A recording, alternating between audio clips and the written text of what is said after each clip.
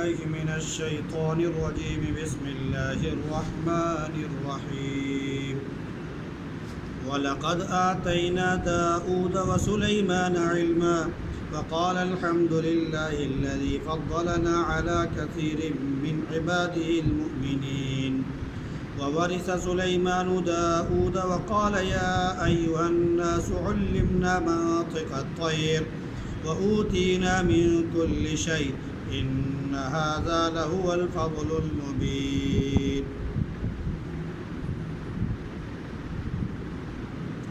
وَلَقَدْ آتَيْنَا دَاؤُودَ وَسُلَيْمَانَ عِلْمًا، اور ہم نے داؤد اور سلیمان کو علم عطا فرمایا۔ اور ان دونوں نے کہا ساری تعریف اس اللہ کی ہے جس نے ہمیں اپنے مومن بندوں میں سے بہت سے لوگوں پر فضیلت اور برتری عطا فرمائی۔ اور سلیمان داؤد کے وارث ہوئے اور کہا اے لوگوں، ہمیں پرندوں کی بولی سکھائی گئی ہے اور ہمیں ہر چیز عطا کی گئی ہے، یقیناً یہ بہت بڑا کھلا ہوا فضل ہے۔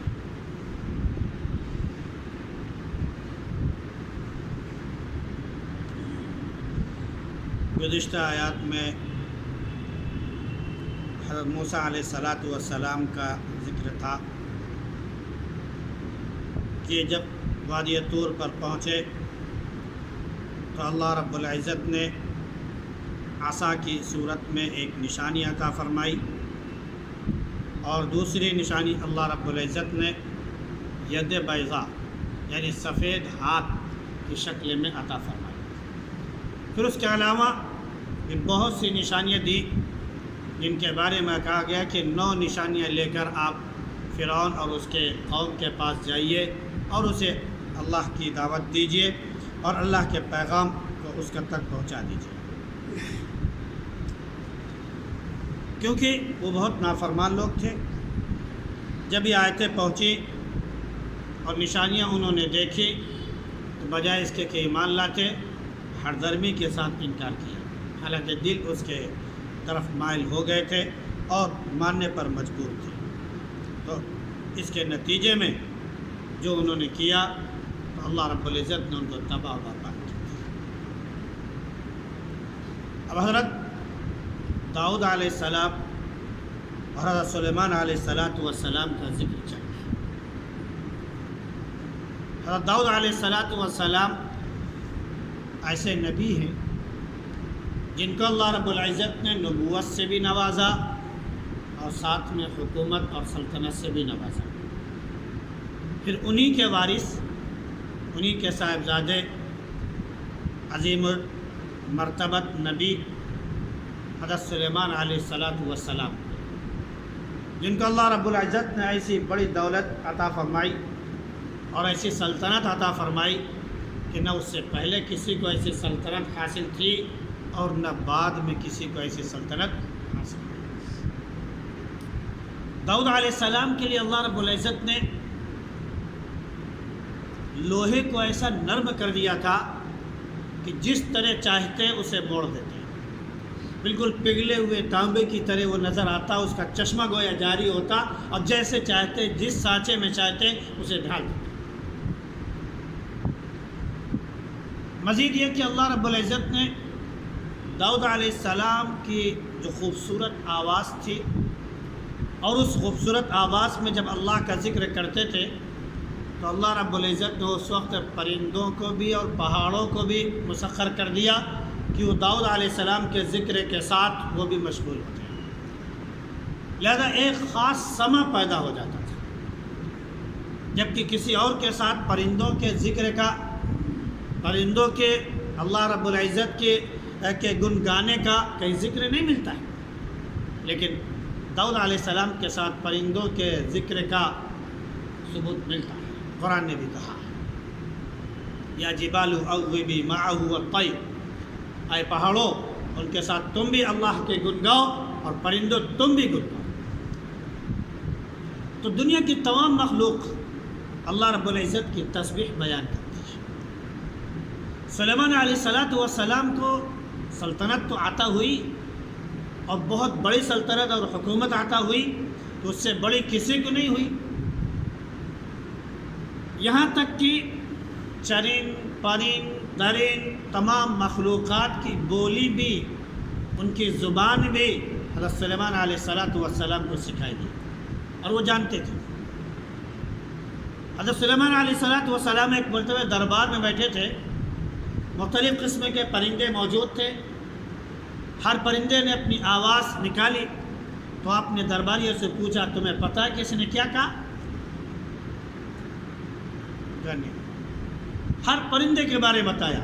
اس نے یہ کہا کہ اللہ کی پاکی بیان کرو، اس نے یہ کہا اے لوگوں غرور مت کرو، اس نے یہ کہا کہ تم دنیا میں جو چیز بھی استعمال کرتے ہو یا تم پیدا ہوئے ہو تو اس لیے کہ تم مرو گے اور دنیا کی جو چیز ہے وہ فنا ہوگی۔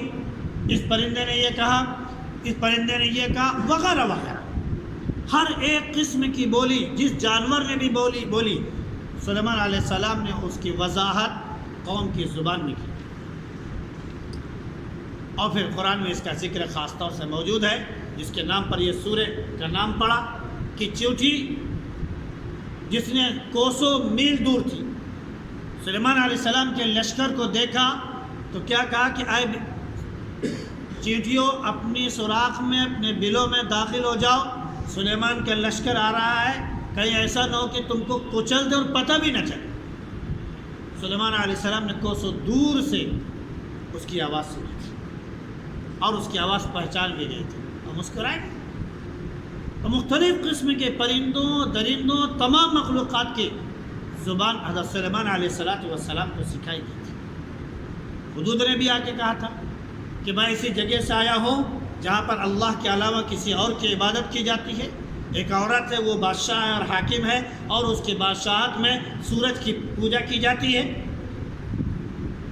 سلیمان علیہ السلام نے اس کی بولی سمجھی۔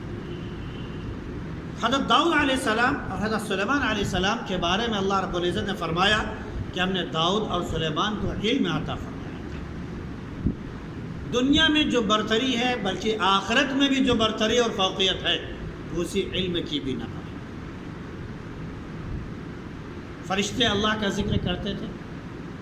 اللہ رب العزت نے جب انسان کو اپنا جانشین اپنا خلیفہ بنانا چاہا، فرشتوں کے سامنے اس کا ذکر کیا تو فرشتوں نے کہا کہ نحن نسبح بحمدک ونقدس لک، پروردگار ہم سب تو آپ کی تسبیح کرتے ہیں، آپ کی تسبیح بیان کرتے ہیں، آپ کی تقدیس کرتے ہیں، آپ کی حمد کرتے ہیں، آپ کی ثنا کرتے ہیں۔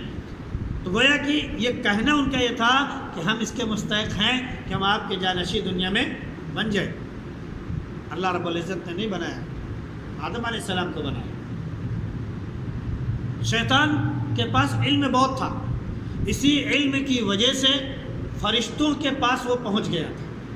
اس علم کی وجہ سے جو اس کو خاص علم حاصل تھا اور اس کے وجہ سے اللہ رب العزت کا اس نے ذکر کیا، فرشتوں کی صف میں اس کو پہنچا دیا گیا۔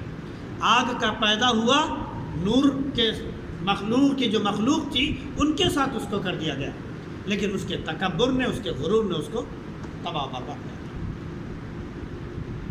اللہ کے نبی صلی اللہ علیہ وسلم کو نبی بنایا جاتا ہے تو سب سے پہلے تعلیم دی جاتی ہے اقرأ بسم ربک الذی خلق، پڑھو مطلب علم حاصل کرو۔ تو علم کی حیثیت سب سے زیادہ ہے، اور جس کے پاس علم ہوتا ہے حقیقت میں وہی برتری حاصل کرتا ہے۔ اللہ کے نبی صلی اللہ علیہ وسلم کو جو علم کی طرف سب سے پہلے بلایا گیا، پڑھنے کا حکم دیا گیا اس امت مسلمہ کو، یہ بتانا مقصود تھا کہ دنیا میں جو حکمت، دنیا کی جو حکمت ہے، دنیا میں جو حکومت اور بادشاہت ہے، وہ حقیقت میں اسی شخص کے ساتھ ہے جو علم والا ہے۔ آج یہودی پوری دنیا پر کیوں قابض ہے؟ اس کی وجہ یہی ہے کہ انہوں نے علم کو اپنا ہتھیار سب سے بڑا بنایا ہے، سب سے مضبوط ہتھیار بنایا ہے۔ اللہ کے نبی صلی اللہ علیہ وسلم نے فرمایا کہ انما بعثت معلما، میں معلم بنا کر بھیجا گیا۔ معلم کا کام کیا ہوتا ہے؟ سکھانا، تعلیم دینا، کوئی چیز بتانا۔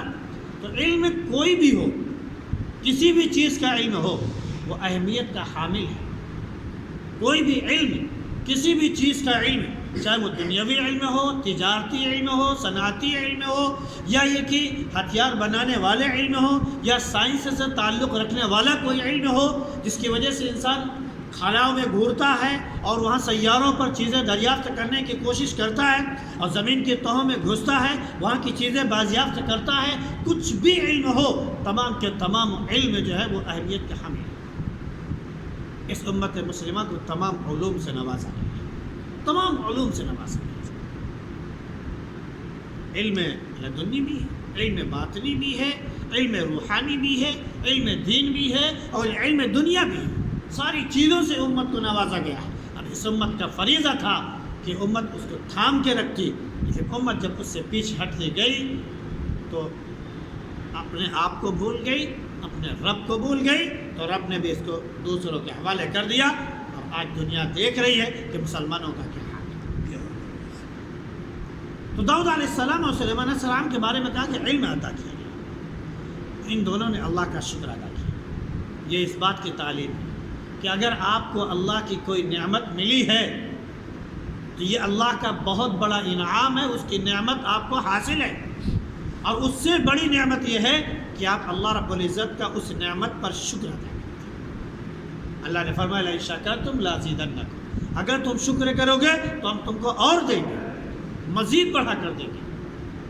تو علم کا شکر بہت بڑی نعمت ہے۔ اللہ کے نبی صلی اللہ علیہ وسلم نے ہمیں تعلیم دی، کھانا کھاؤ یہ اللہ کی نعمت ہے، اللہ کا شکر ادا کرو، الحمدللہ الذی اطعمنا۔ پانی پیو، اللہ کا شکر ادا کرو، بہت بڑی نعمت ہے، الحمدللہ الذی سقانا برحمتہ ماء عذبا فراتا، وغیرہ وغیرہ مختلف قسم کے۔ اللہ رب العزت نے آپ کو نیند کی نعمت عطا فرمائی، آپ صبح اٹھو تو کہو الحمدللہ الذی احیانا۔ ہر حال میں اللہ کا شکر ادا کرنا ہے، یہ نعمت کا شکر ہے، اور جب نعمت کا شکر انسان ادا کرتا ہے تو اللہ رب العزت بہت راضی اور خوش ہوتا ہے۔ سلیمان علیہ السلام کو اور حضرت داؤد علیہ السلام کو علم عطا کیا گیا، ان دونوں نے اللہ کا شکر ادا کیا اس بات پر کہ اللہ نے ان کو فضیلت بخشی، اور بہت سے لوگوں پر فضیلت بخشی، یعنی زیادہ مخلوق پر فضیلت ان کو حاصل ہوئی، لیکن اس کا مطلب یہ نہیں کہ تمام مخلوق پر ان کو فضیلت حاصل تھی، کیونکہ تمام مخلوق پر اگر کسی کو فضیلت حاصل ہے اس دنیا میں تو صرف اور صرف ایک ذات ہے، اور وہ ذات نبی کریم صلی اللہ علیہ وسلم، کہ آپ کو نبیوں کا بھی سردار بنایا گیا اور آپ کو ہر چیز کا گویا علم دیا۔ جو معجزے کہہ لیجیے تمام انبیاء کو حاصل ہوئے، اللہ کے نبی صلی اللہ علیہ وسلم کو تقریباً وہ تمام معجزے حاصل ہوئے۔ سلیمان علیہ السلام کو پرندوں کی بولی سکھائی گئی، نبی کریم صلی اللہ علیہ وسلم نے ایک اونٹ کو دیکھا بلبلا رہا ہے، فوراً پوچھا کہ اس کا مالک کہاں ہے؟ آئے اللہ کے رسول کیا ہے، ہم سے غلطی ہو گئی، فرمایا کہ یہ تمہارا اونٹ تمہارے بارے میں شکایت کرتا ہے، تمہارے بارے میں شکایت کر رہا ہے کہ میرا مالک مجھ سے بوجھ زیادہ اٹھواتا ہے، کام زیادہ لیتا ہے اور مجھے کھانے پینے کے لیے کم دیتا ہے۔ اللہ کی مخلوق جو تمہارے ماتحت ہے اس کا خیال رکھو، اس کی خبر گیری کرو، واللہ اللہ کے تمہاری پکڑ۔ ایک صحابی پرندے کے بچے کو لے کر چلے آئے تھے، پرندہ اوپر منڈلا رہا تھا، نبی کریم صلی اللہ علیہ وسلم میں نظر پڑی، فرمایا کہ اس کا بچہ کون لے کر آیا، اس کو لے جا کے اسی جگہ چھوڑ کر آؤ جہاں سے وہ لے کر آیا۔ اگر زبان آپ کو نہ معلوم ہوتی تو آپ نے کیسے کہا، وغیرہ وغیرہ۔ تو معلوم یہ ہو کہ نبی کریم صلی اللہ علیہ وسلم کو جو نبی کو دوسرا معجزہ عطا ہوا ویسے ہی ہوا ہے۔ موسیٰ علیہ السلام لاٹھی کے ذریعے پانی کا چشمہ جاری کر دیتے تھے، نبی کریم صلی اللہ علیہ وسلم نے انگلی کے ذریعے پانی کا چشمہ جاری کیا، اپنے تیر مبارک کو رکھا، کہا کہ اس کے اندر ڈال دو، پانی پیتے رہو۔ صحابہ کرام نے کہا کہ صحرا میں جہاں پر پانی کی قلت تھی، ہم نے صرف آپ کو اسے تیر ڈال دیا، پانی ہم لوگ پیتے رہے، جب تک رہے پیتے رہے، کبھی پانی کم نہیں۔ اللہ کے نبی صلی اللہ علیہ وسلم کو سب سے زیادہ فوقیت اور برتری حاصل ہے، کسی اور کو نہیں۔ ہاں داؤد علیہ السلام اور سلیمان علیہ السلام کو نبوت بھی عطا ہوئی، ساتھ میں حکومت اور سلطنت بھی۔ تو سلیمان علیہ السلام داؤد علیہ السلام کے وارث بنے، ان کی حکومت اور بھی اعلیٰ اور بھی وسیع تھی، اور نبی اگر وارث ہوتا ہے تو وہ صرف علم نبوت کا وارث ہوتا ہے، علم کا وارث ہوتا ہے، کسی اور چیز کا وارث نہیں ہوتا ہے، کوئی اور چیز وراثت میں نہیں دی جاتی ہے۔ نبی کا جو کچھ بھی ہے وہ وراثت میں تقسیم نہیں ہوتا ہے، وہ صرف اللہ کا ہوتا ہے، وہ صرف کس کا ہوتا ہے؟ اللہ کا ہوتا ہے، کسی اور کا نہیں ہوتا۔ لہذا اگر یہ دیکھا جائے کہ سلیمان علیہ السلام وارث ہوئے تو داؤد علیہ السلام کے اور بھی بہت سے بیٹے تھے، تقریباً 100 بیٹے تھے، 100 بیویاں تھیں۔ اب اگر سارے بیٹوں کے بارے میں کہا جائے تو سب وارث ہوتے اس کے، تو سلیمان علیہ السلام تقریباً کیا بولتے ہیں داؤد علیہ السلام کے تمام وراثت کے مالک نہیں ہو سکتے تھے، تقسیم ہو جاتا۔ لیکن وراثت علم ایک ایسی چیز ہے اس کی تقسیم نہیں ہے۔ آپ کے 5 بیٹے ہیں، آپ نے 5 بیٹوں کو علم دیا، جس بیٹے نے جتنا علم حاصل کر لیا کوئی دوسرا بھائی اس کے علم میں شریک نہیں ہو سکتا، ہو ہی نہیں سکتا۔ یہی ایک علم ایک ایسی چیز ہے جس کی وراثت تقسیم نہیں ہوتی ہے، اور وراثت سے وہ تقسیم ہوتی ہے تو وہ ایک سے دوسرے تک چلتی چلی جاتی ہے، یہاں تک کہ آخر تک لوگوں کو اس کا علم، اس کا فیض حاصل ہو جاتا ہے۔ اللہ کے نبی صلی اللہ علیہ وسلم نحن معاشر الانبیاء، اور ہم انبیاء کی جماعت ہیں، لا نرث ولا نورث، نہ ہم وارث بنتے ہیں نہ ہماری چیزیں وراثت میں دی جاتی ہیں۔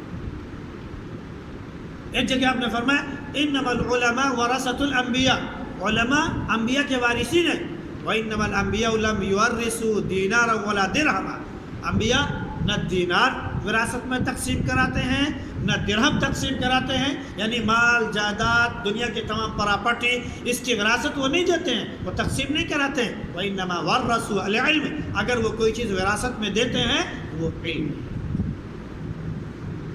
اللہ کے نبی صلی اللہ علیہ وسلم نے فرمایا کہ علماء کے خاتمے کے ساتھ ساتھ اس دنیا میں علم کا خاتمہ ہو جائے گا، اور جیسے عالم ختم ہوتے گے علم ختم ہوتا جائے گا، جہالت قائم ہوتی چلی جائے گی، تو دنیا ایک وقت آئے گا کہ برباد اور تباہ ہو جائے گی۔ تو جب تک علم کا صحیح استعمال ہوتا ہے دنیا میں برکات اور فیوز لوگوں کو کھلے طور پر دکھائی پڑتی ہے، اور جب علم کا غلط استعمال ہوتا ہے تو اس کی تباہی اور بربادی بھی لوگوں کے سامنے نظر آتی ہے۔ انبیاء علیہ السلام پر جو وحی نازل ہوتی ہے تو ایسے نبی کریم صلی اللہ علیہ وسلم کے اوپر جو وحی کی آواز آتی تھی وہ ایک گھنٹی کی آواز ہوتی تھی، وہ ہم اور آپ نہیں سمجھ سکتے، لیکن اللہ کے نبی صلی اللہ علیہ وسلم اس کے ذریعے سمجھتے تھے کہ آپ کے اوپر کون سا کلام نازل کیا گیا۔ تو اس امت مسلمہ کو دوسری چیزوں کا بھی علم عطا کیا گیا، یہ اللہ کا فضل ہے۔ اگر ہم اللہ کا فضل اس پر شکر ادا کرتے ہیں تو یقیناً جان لیجئے کہ ہم کو برتری حاصل ہو جائے گی، اور اگر ہم ناشکری میں پڑے رہے اور اپنی دنیا میں مست رہے تو ایک وقت آئے گا کہ تباہی ہمارا